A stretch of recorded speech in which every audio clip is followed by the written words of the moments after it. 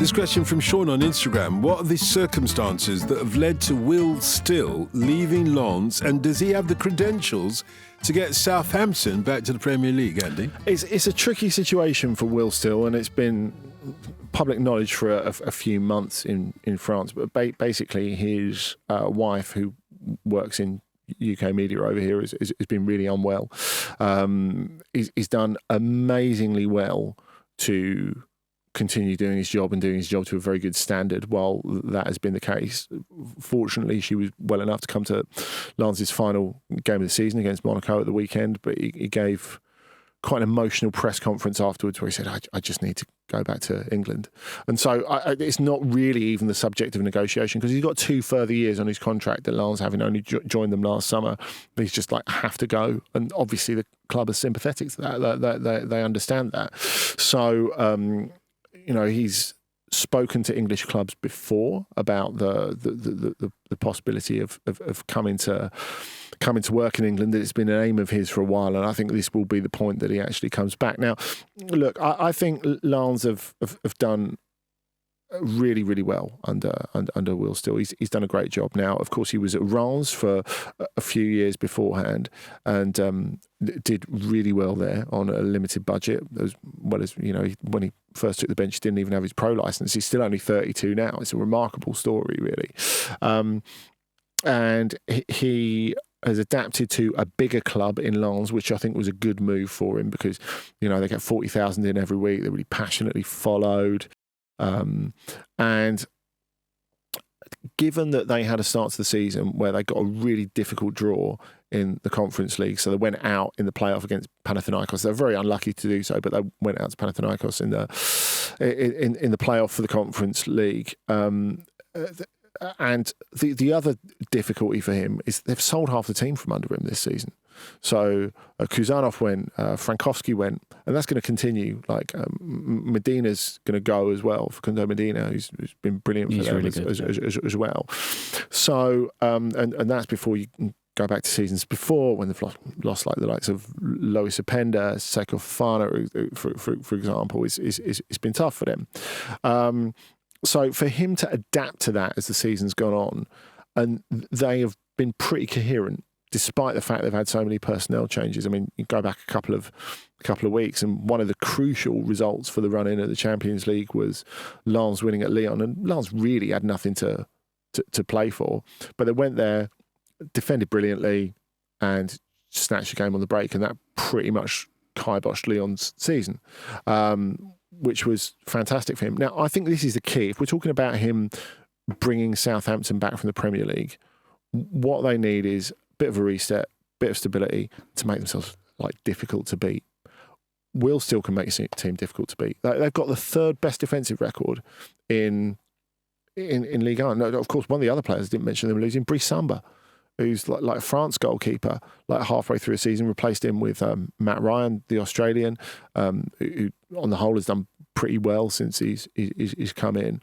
So Southampton, for a start, they have to stop getting beaten all the time. I think if you look at what's happened, just to take a brief sidestep, if you look at what's happened to Luton this season, their first priority has to be not to fall through the division. Mm-hmm. And I think by setting them up in a way that makes them energetic, all bought in, and tough to beat, that it would be a great start towards that. Absolutely. And I think, look, this is a good gig for Still to come back to England for. Just come down from the Premier League, so you've got a bit of Premier League money there. Probably is going to sell Diblin, get a bit more in. So Southampton's going to be in position, one of the teams who are primed to go up to the Premier League straight away. They're going to be one of the favourites. So they're in that position. They probably, the market that they'll go in for players as well, they'll be in a commanding position because they'll have a bit of money, and they'll always say, look, we'll be back up in the Premier League within a year. We've got a new exciting manager. And it's also still style of football. It's quite far removed from what Russell Martin was doing there. And I think the fans will respond well to that. And I think the players who will stay also are going to respond well to that. So yeah, I think it's a really nice time for him to come back. I think he's picked the time right. He hasn't picked it. I know there's other matters going on, but yeah, this is a good time for him to come back to England. And of course, we wish him, his wife and his family well. This question from Cal on email. What can Liverpool fans expect from their new right-back, Jeremie Frimpong? Both of you have been raving about Frimpong for some time. Yeah, and he's a player that's not just a really good player at a good age, but he's heading in the right direction. He has improved so much under Xabi Alonso. It is unbelievable. And whereas there have been questions with Leverkusen about, have they fallen off since last season? I think the amount they haven't fallen off since last season and since the double win, to me, has been very impressive. But actually, removed from that, Frimpong has been even better this season than he was last season, because he always had the pace and the intelligence to get himself into attacking positions, and now he's got the quality and the sang-froid and the composure to make the most of those attacking positions. So look, it couldn't be any more different in a way than Trent Alexander-Arnold. I know people are going to say, attacking right back, but it's not the same. It's a different style. Because, whereas Alexander-Arnold's thing is his unbelievable passing. That's his thing, and he can play you in the perfect ball from the Beckham spot. He doesn't need to be a man to play the perfect ball. He can just get it in early. Whereas Frimpong is going to get around the back of teams. Now, I think they definitely needed someone that didn't put all the pressure on Conor Bradley to play all the games next season, and they also needed someone with, I think, more of a broad attacking palette than Bradley, and that's definitely what Frimpong's got. Now, I guess the one question is, can he play right back in a back four regularly, because he's so used to playing in an advanced position with Leverkusen? Yeah, that is the question. He's had to make a positional adjustment.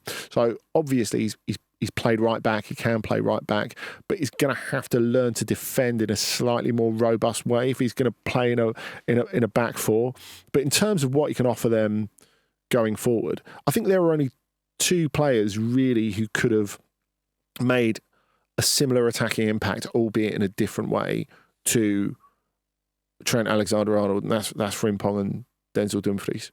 And Dumfries is like the more physical side of that, and Frimpong is added so much craft to his attacking game, to the pace that he always had. And if we're talking about him defending, pace can work the other way as well. He can get himself out of trouble. So if positionally he's a bit short at the beginning, he could give someone 5 yards start and still catch him up. I think he arrives at a nice time as well, because I think we saw, we've seen Slot come in, and while he's put a slight imprint of himself and what he professes on that team, it is largely still what Klopp left behind. Whereas I think next season with Liverpool, we'll see Slot and Liverpool come more into the Slot mould. So this makes sense, this signing coming in. And if you look at Salah this season as well, he made some interesting comments and said he defends less under Arne Slot, which makes me think, and given the way that Frimpong plays, I don't even think he plays like a right wing back. He essentially plays like a right forward or actual right winger. He's that he is that influential around the final third.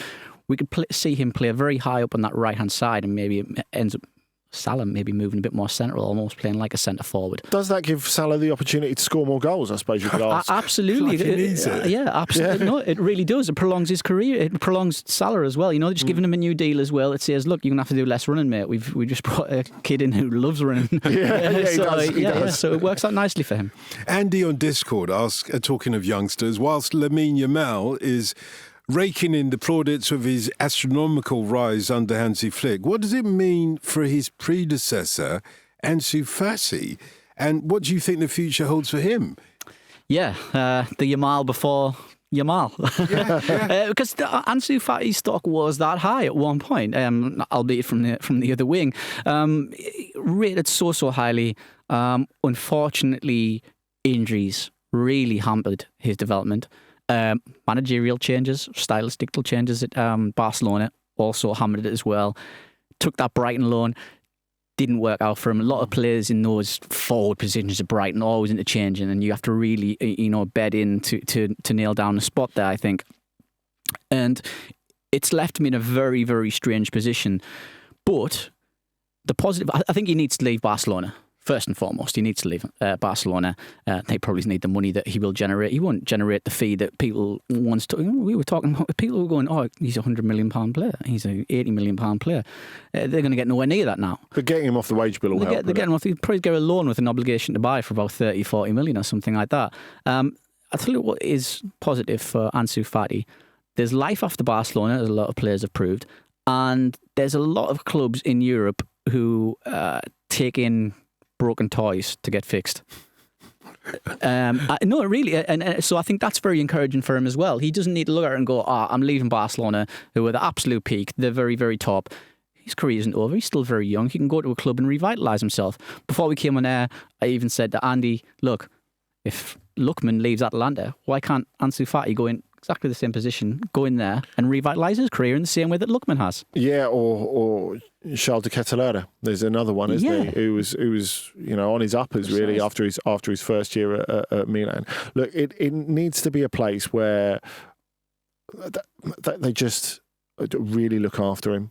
So he needs to play, but he needs to be looked after as well, because there have been various questions about how his injuries have been managed at Barcelona as well. I think Serie A is a good league for him. Yeah. I think France might be a bit too physical for him. I think he might get kicked a bit more there. Whereas in Serie A, I think he'll get the time and the way the game's set up over there that to bring him on. Yeah, if we're matchmaking, if it's not Atalanta, like maybe there's an argument. Like say if Milan could get a decent Saudi offer for Rafael Leao, maybe a little replacement there.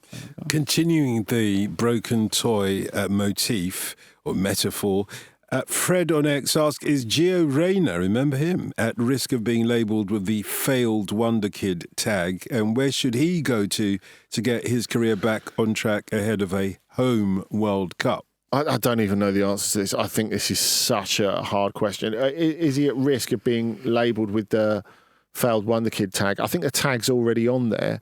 He just has to work out how to get it off without leaving bits of the label on and ruining his garment, because he's had a terrible couple of seasons. Again, injuries, a lot of it has not been his fault.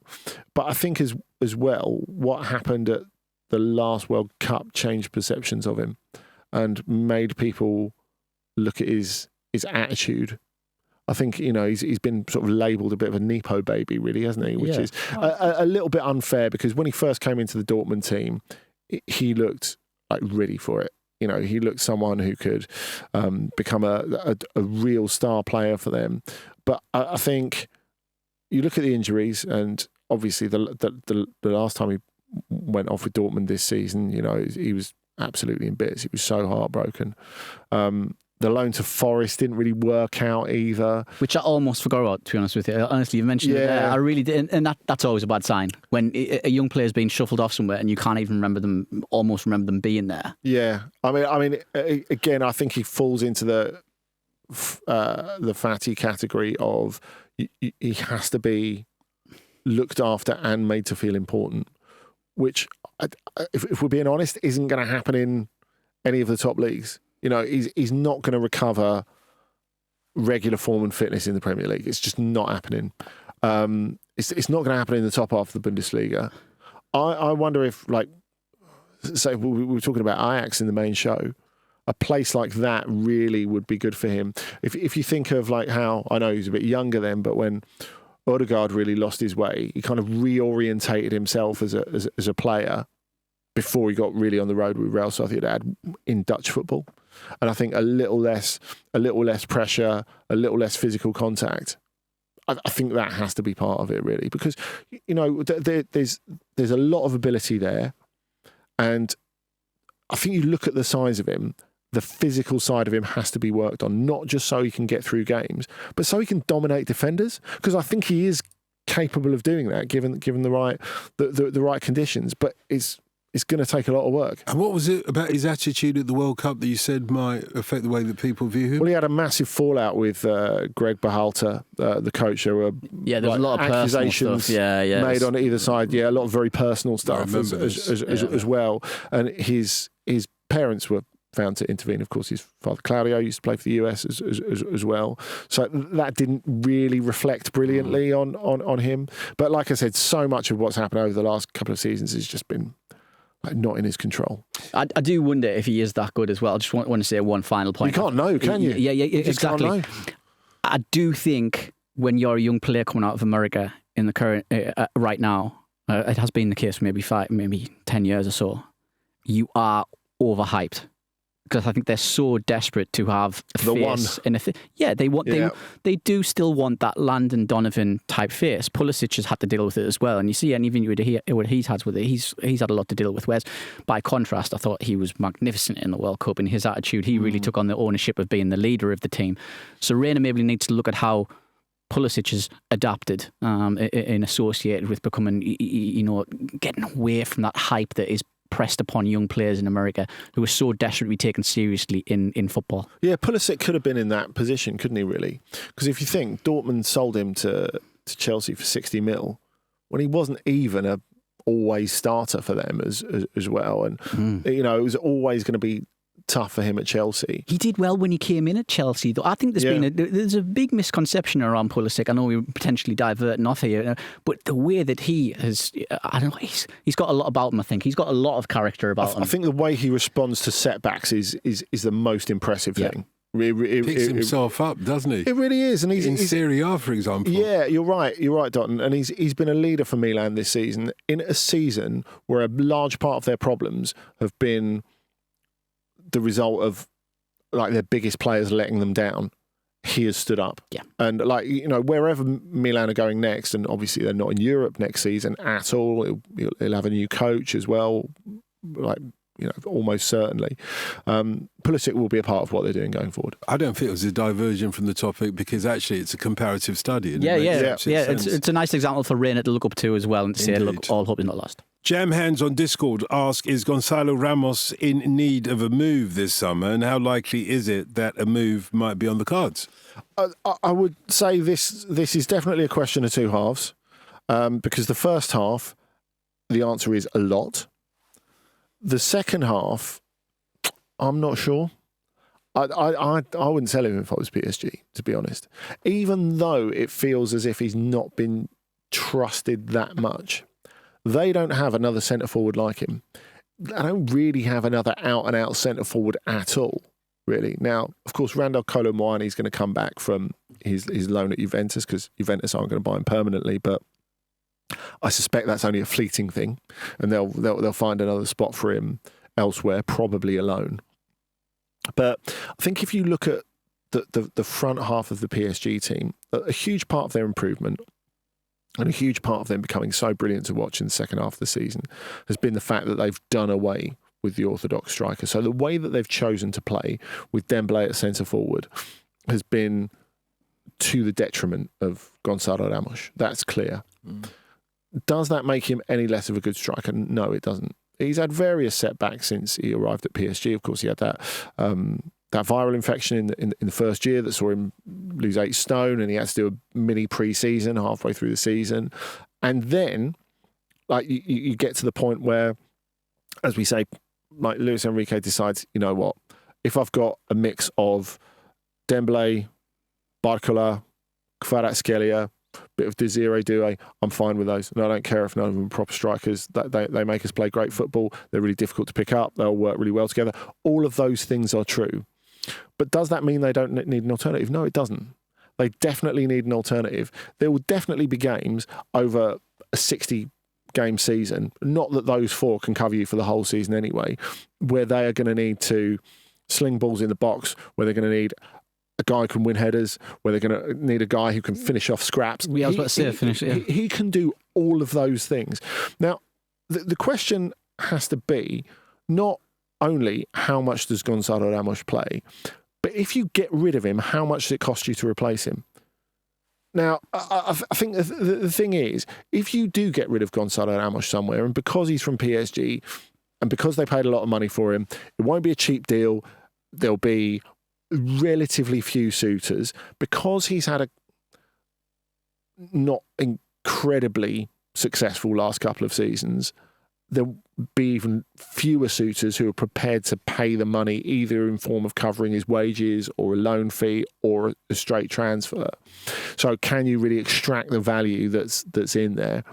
And the other thing is, say if you if you get rid of him, who do you replace him with? He's of that standard. I think the other thing you've got to look at is various points that they've brought him in. Really, the game that started all of this PSG revival was the 6th game of the Champions League groups. Talked about it before, where they won away at Salzburg, a game that I was covering. And Gonçalo Ramos, is easy to forget, started that game and scored the opening goal with the sort of finish that none of those other forwards would score. Now, in the second half of the game, Desiree Doué comes on, changes the game. That's probably the bit where Luis Enrique thinks, yeah, to hell with centre forwards. We've got a different way of playing. And he's right, and it works for him. But what gives him the latitude to think about that rather than to chase the game? Gonçalo Ramos opening it up for him in the first place. Yeah, I think Andy made the key point there I wanted to bring up, and it's that the types of teams that you'll face. And look, PSG's gotten even bigger as they become more impressive and they become even more feared. More teams are going to sit in deeper. More teams are going to, try and thwart them like that. Ramos is that sort of player, your classic fox in the box, who will be there for those 50-50s, those scraps. Who can, Kvara fires in from 30 yards and a rebound comes out. Ramos, the sort of guy, the sort of striker who is going to react to it and maybe edge you again. So until they need him at least until Barcola becomes that player. Does he need them though? No, I think it would be better for him to go to a place where he starts every week. So that's why I said it's a question in two halves. Because for him, I think it must be enormously frustrating to sort of be, I don't know, almost on the outside looking in at one of the best teams of recent years in the Champions League. And you're sort of part of it, but you're sort of not. But until Barcola becomes that fox in the box, which they still believe, the coaching staff there believe, and certainly the first half of the season told us that, I think you get Barcola to the point where he scores 30 goals a season, but it's going to take time because, as we've said before, his whole personality, his whole role has been as a server to other players.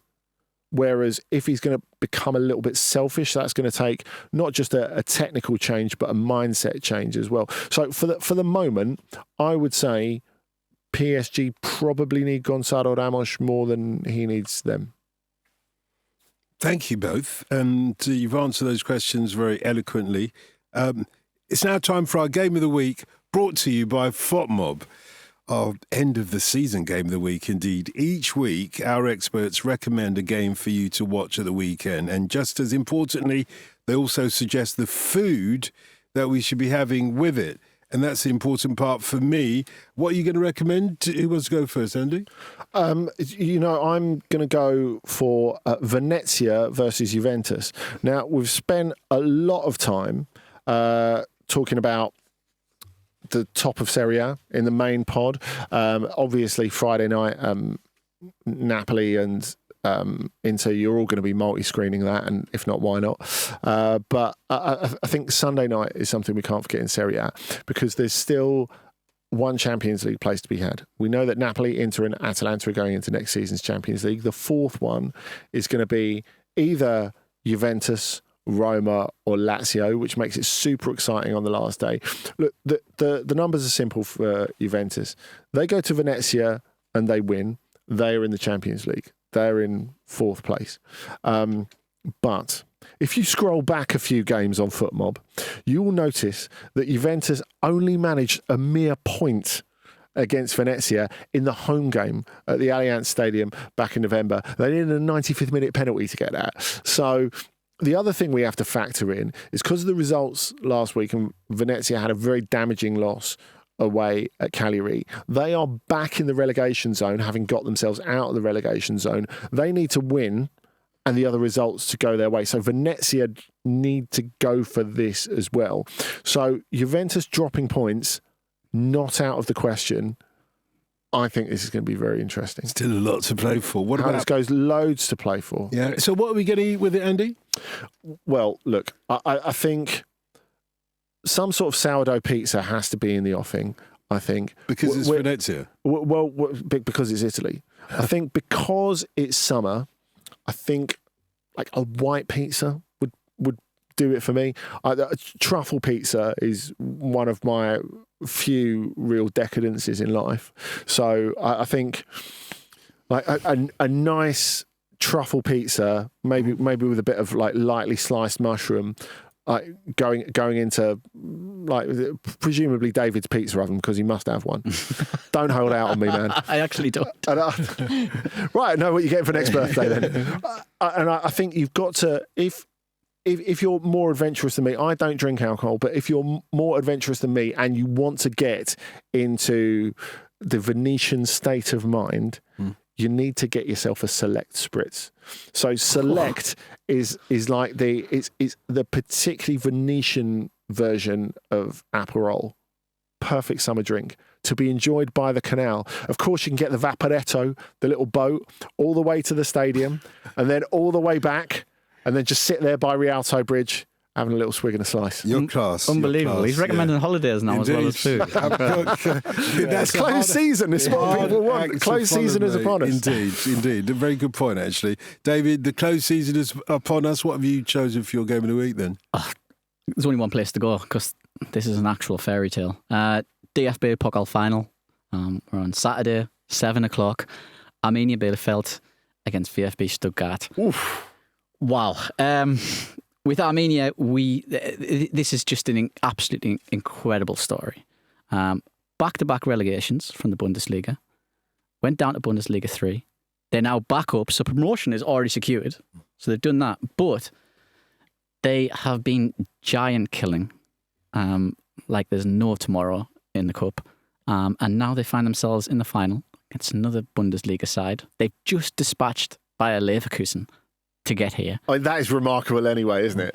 This is some story. The fact that they're in the third tier, I cannot remember. I cannot think of another example in a major European country's leagues where a team have had such a fairy tale run and gotten to the final like this. It's absolutely, you just don't see it anymore. They've knocked out the Leverkusen thing was a culmination of that. They've knocked out 4 top flight sides this season. It's absurd. Mate, they've got to the final, so the pressure's going to be on Stuttgart as well. Oh, which big is time. fine. Yeah. That's the drama, isn't it? Yeah. And will they choke? And the key thing with the Stuttgart is as well, they need this for European qualification. Yeah, they do. They're not going to get it through the leagues. Yeah. Well, they haven't got it through So the pressure's on them as well. That's a cracker. Yeah, there's some great angles around this one. And never mind that. I just can't wait to hear what David's going to eat with this. Oh, well. I just can't wait. Yeah. We can leave it, can't we? Seems like I've recommended a German game, yeah? No. I'm going to. Before we get to the food, but what about this Bielefeld's top scorer,